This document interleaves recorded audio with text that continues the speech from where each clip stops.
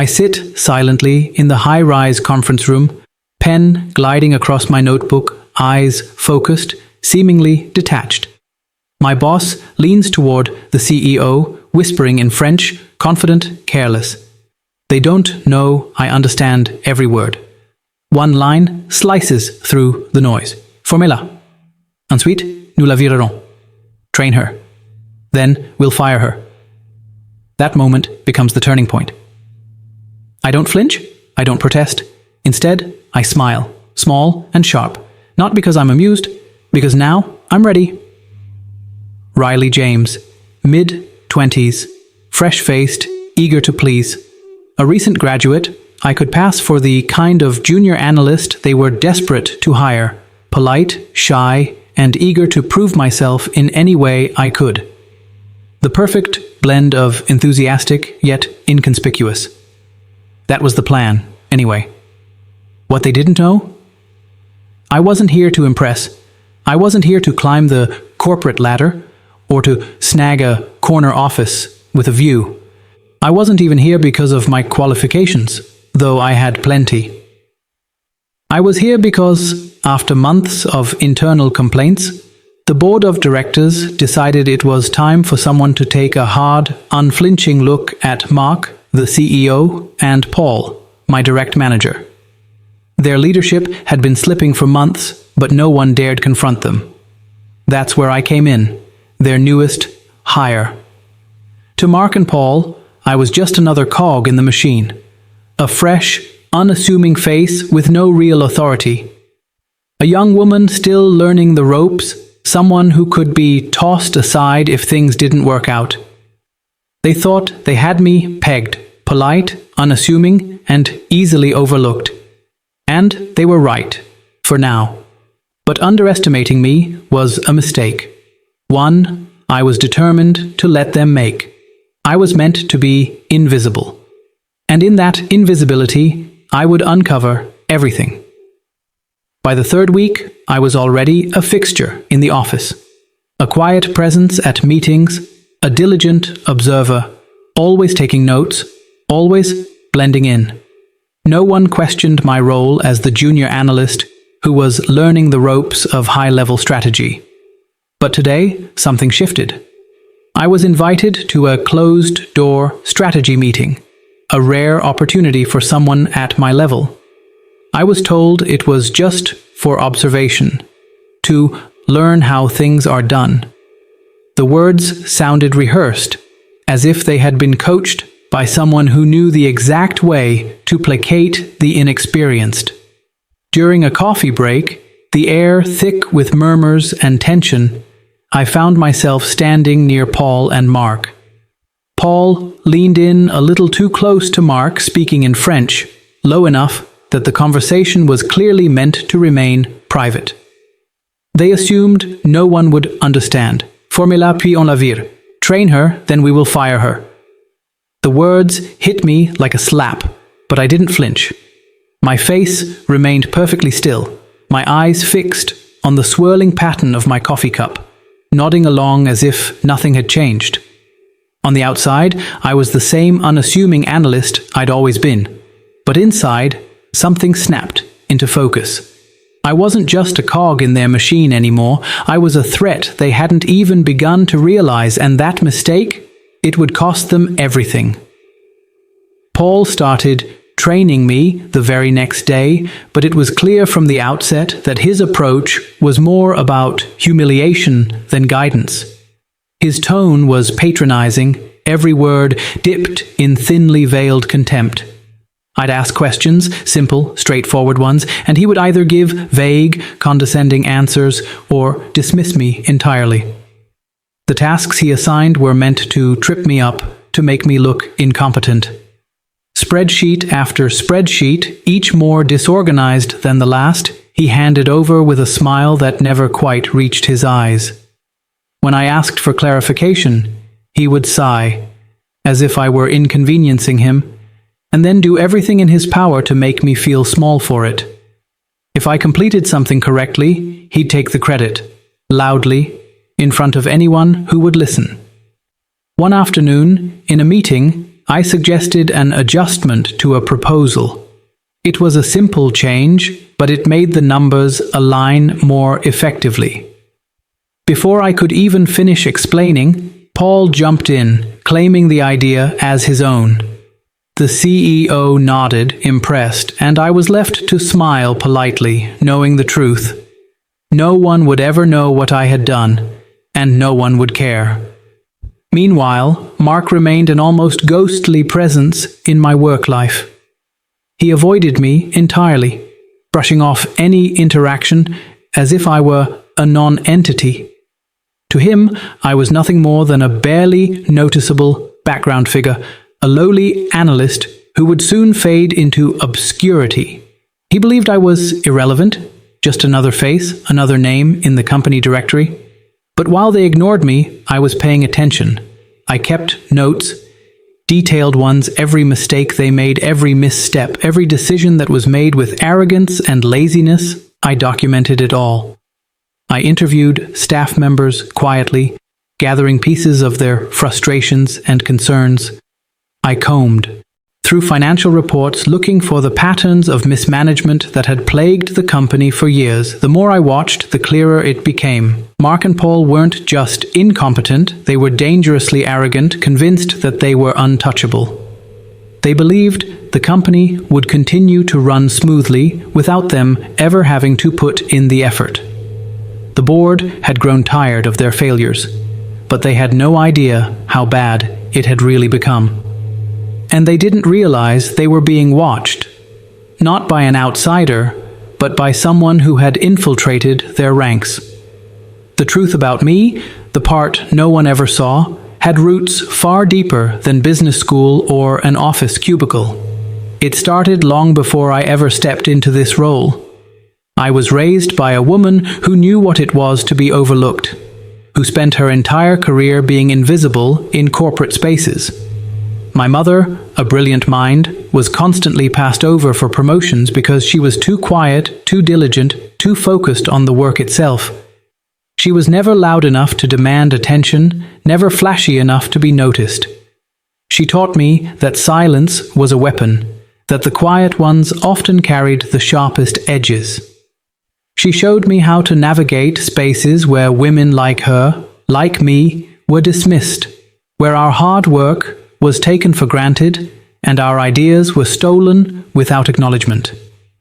I learned early how people treated women who spoke too softly or worked too hard, dismissed as invisible unless they had something flashy to offer. But my mother taught me that invisibility was power if you wielded it wisely. I went to college on a scholarship, not because anyone thought I had potential, but because the system had no choice but to acknowledge my grades. I graduated at the top of my class, but I didn't stand out for the typical reasons. I wasn't a star student who commanded attention. I kept my head down, focused on the work, and let my results speak for me. It was during an internship with the very board of directors who now sent me on this mission that I first learned how to move in the shadows of power. I watched the dynamics, learned who pulled the strings, who could be trusted, and who was hiding behind the facade of authority. I knew how to stay quiet, to gather the information they didn't know they were giving me, and to earn trust without ever making myself a target. When the board needed someone invisible but intelligent, someone who could slip through the cracks unnoticed, but still gather the truth, they chose me. I wasn't the obvious pick. I wasn't the one anyone would think of as a threat. But that's exactly why they selected me for this mission. Because, just like my mother, I could blend in, and in doing so, I could uncover everything. It was a typical budget meeting, dull, filled with jargon, and mostly a formality. Mark sat at the head of the table, nodding occasionally, while Paul handled the numbers, his voice flat and rehearsed. I was seated quietly in the corner, a fly on the wall as usual, taking notes on everything that was said. But then, Paul made a mistake. A crucial one. He was explaining some recent financial adjustments when, without realizing it, he slipped into a conversation that should have never been heard by someone like me. "Just move the funds from the marketing department," he muttered, barely glancing up. "Cover the shortfall in operations, then adjust the reports so no one notices." His voice dropped even lower, as if he were trying to hide the words from the room, but there was no one else there to hear them, except me. I kept my face perfectly neutral, my pen still poised in my hand as I jotted down every word. I didn't need to ask questions, I knew what was happening. Paul, confident that I was just a junior analyst with no real understanding of the bigger picture, had let something slip that he would soon regret. After the meeting, I dug deeper. I verified the information, looking into the financials, cross-referencing reports, reviewing investor statements. As I pieced it together, the pattern emerged. The manipulation wasn't a mistake. It was a tactic, used over and over again to hide mismanagement and cover up mistakes. Funds moved around, reports skewed, the truth buried under layers of half-truths and calculated omissions. I wasn't just an observer anymore. I wasn't here to merely gather information. This was the turning point. I had everything I needed, and now I was preparing to act. The day Madison Clark arrived, everything changed. She walked into the office with an air of entitlement, as though the building had been waiting for her to grace it with her presence. Tall, impeccably dressed, with a smile that was equal parts practiced and smug, she was the exact opposite of me. Loud, confident, and utterly unafraid to take up space. Paul and Mark had recruited her as my replacement, and they were eager to put their plan into motion. The moment they made the announcement, I could already sense the shift in their behavior. Their attention turned to her as if she were a new toy, bright, shiny, and full of promise. And I, the quiet analyst, was now tasked with training her. "Riley, you'll show Madison the ropes," Paul said, his tone casual, as if he expected me to be nothing more than a helpful guide for someone who was clearly more important. "She's here to take over the bigger projects. You can handle the little stuff for now." Madison, of course, picked up on the subtext immediately. She strode over to my desk, her heels clicking on the floor like a drumbeat, and gave me a look that was part condescension, part curiosity. "I've heard a lot about you," she said, her voice dripping with sarcasm. "Paul says you're good with the little stuff. I'll take over the big stuff." She smiled like she had just delivered a compliment, but I knew better. I kept my face calm, neutral. Inside, I wasn't bothered. After all, I had been underestimated before. It was practically my specialty. But now, with Madison in the picture, I saw an opportunity. I didn't need to prove anything to her or to anyone else. I just needed to let things unfold. So, I did exactly as I was asked. I trained her, but not in the way they expected. Every task, every process, I taught her with patience and precision. But I also subtly twisted things, pointing out the details that Mark and Paul had overlooked, showing Madison just enough to make her feel like she was in control. I didn't give her all the information, not the full picture. I left gaps in her understanding, just enough to make her overconfident. If they wanted to replace me with someone like Madison, they'd have to learn the hard way just how dangerous an unprepared successor could be. The final report sat on my desk, ready for submission. Months of quiet observation, of meticulous note-taking, of watching Mark and Paul stumble through their arrogance and laziness had culminated in this moment. The audit was complete. I had covered it all: the mismanagement that had spiraled into a crisis, the manipulations hidden in plain sight, the constant staff turnover that spoke volumes about the toxic culture they had fostered. I had even documented the reckless hiring practices that put unqualified individuals into key roles, Madison included, though I hadn't gone so far as to call her out directly. The examples of misconduct were clear, precise, irrefutable. The short-sighted strategic decisions they'd made, moves that jeopardized long-term success for the sake of short-term convenience, were laid out in black and white. Every ill-informed decision, every compromise made at the expense of the company's future was carefully highlighted. I recommended what was now inevitable: an immediate leadership restructuring. Mark and Paul's time at the helm was up, and the board needed to take action before their failures sank the entire company. I saved the document, reviewed it once more, and then clicked send. It was done. My audit was complete. But as I sat back in my chair, there was one thing that struck me.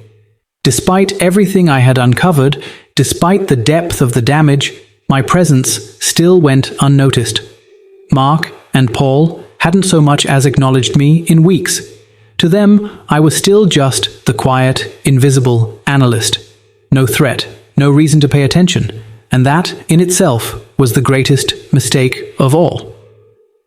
The next morning, at exactly 9:03 a.m., my phone buzzed on my desk. I glanced at the screen. A simple message from my real supervisor at the board, the one who had been watching everything unfold behind the scenes. "Boardroom, 10 a.m., be ready." I nodded once, though there was no one there to see it. Quietly, I closed my laptop, taking a moment to gather my thoughts. Everything was in place. The final piece of the puzzle had been set into motion. I had done my part. Now, it was time for the next step. As I stood up, I saw Paul walking past my desk, his eyes only briefly glancing over at me. "Hey, make sure Madison knows how to handle the client reports," he said, voice as casual as ever. "After that, we will not be needing you." His words stung with the same dismissive tone he'd always used. I knew what he meant. Once Madison took over, I'd be out of the picture. Disposable. I smiled, the calmest I'd ever been in his presence. "I will make sure she is ready." And just like that, I knew. It was time for them to face the consequences of their arrogance. I arrived at the boardroom 10 minutes early, the door closing softly behind me. The room was sleek, intimidating. A stark contrast to the disarray I'd witnessed in the office for weeks. The chairman greeted me with a nod, his sharp eyes betraying a hint of curiosity. "This is going to be interesting," he said, a small, knowing smile playing at the corner of his lips. His confidence was unsettling. He already knew what was about to unfold. I didn't answer. I simply took my seat at the head of the table, where the board would gather. At exactly 10 a.m., Mark and Paul walked in, their faces a mixture of confusion and annoyance as they scanned the room. They had clearly expected the same empty chair, the same powerless presence they had seen for the last few months. "Why is she here?" Mark's voice cut through the silence, laced with frustration. His eyes flickered to the chairman, then back to me, as if trying to make sense of what he was seeing. The chairman didn't miss a beat. His response was calm, authoritative. "Because she works for us." He paused, letting the weight of his words settle in. "Not you." I stood, the movement fluid and deliberate. The room fell into an uncomfortable silence as I began my presentation, each slide a meticulous recounting of the mismanagement, the manipulation, the reckless decisions that had plagued the company under Mark and Paul's leadership. I laid out the facts, quietly, professionally, thoroughly. No emotion in my voice, no room for interpretation. I didn't need to embellish. The numbers, the documented conversations, the timeline I had built over the past few months, these spoke louder than anything I could say. Mark and Paul sat in silence, their faces growing more flushed with each passing moment, but they couldn't interrupt. There was nothing they could say. This was my work, and it was undeniable. It was a truth they had never expected to face. Mark sat in stunned silence, his face a mix of disbelief and rising panic as he processed the depth of the evidence before him. He opened his mouth, but no words came out. It was as if the truth had choked him, leaving him powerless to respond. Paul, however, was not so silent. His voice, desperate and shaky, broke through the tension. "This is all fabricated. It's a misunderstanding," he stammered, trying to force his usual bravado back into his voice. "You can't just believe this. There's no way." But the documents didn't lie. The evidence was irrefutable, laid out in front of them like an open book. Every manipulation, every missed opportunity, every dishonest maneuver was there for all to see. His words fell flat against the weight of the truth. In the hallway, Madison sat, blissfully unaware of the storm unfolding just a few feet away.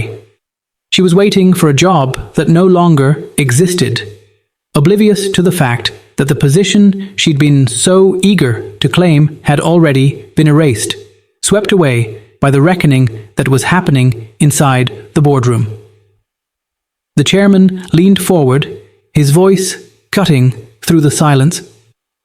"The board has voted unanimously to remove Mark as CEO, he announced, his words final and resolute.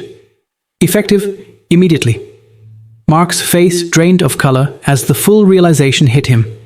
He opened his mouth again, but no defense would save him. "Now." Then the chairman turned to me, his eyes steady and calm. "Riley, we would like to place you as interim COO." I nodded, the weight of the moment settling in, but I remained composed. This was what I had come for, and now it was mine. Paul didn't have time to process the shock before the chairman's voice rang out again. "As for you, Paul, pack up your things. We expect you to be out of the office by noon." The words hit him like a punch to the gut. He stood there for a long moment, speechless, before realizing there was nothing he could say to change the outcome. Security had already been notified. As I stepped out of the boardroom, the heavy weight of the decisions made behind closed doors still hung in the air, but there was a lightness in my step. The world had shifted, and now it was mine to navigate. I walked past Madison, who was sitting in the hallway, her eyes scanning the documents in front of her. She looked up, a smirk pulling at the corner of her lips as I approached. "Did you get fired already?" she asked, her tone laced with a false sweetness, as if she'd somehow known all along that I would be the one to fail. I didn't stop walking. I didn't even let the question affect me.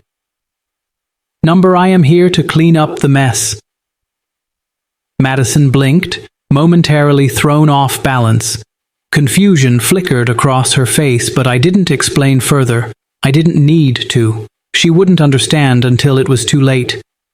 I kept walking, my steps purposeful as I headed back towards the office that had tried to erase me, the office that had thought they could manipulate me into being invisible. Now, it was mine to lead. No more silence. No more being underestimated. It was my turn. I sat in my new office, the walls still echoing with the residue of past decisions, the air thick with change. The same city skyline stretched out before me, familiar yet different, just as everything else in this company had become. The view was no longer one of quiet observation. It was a vantage point of leadership, of control, of something I had earned.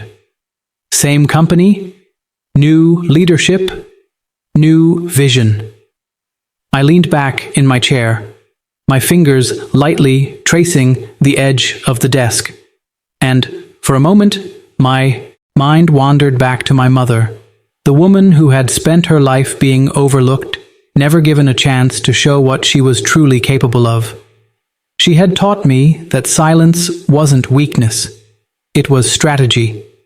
That being invisible didn't mean being powerless.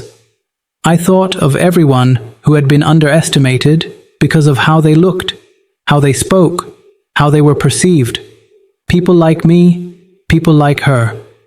People who had been dismissed for no reason other than the fact that others couldn't see their worth.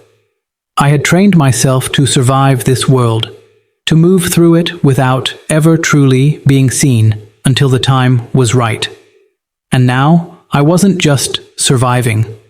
I was training it to see me, to see us, to see the truth.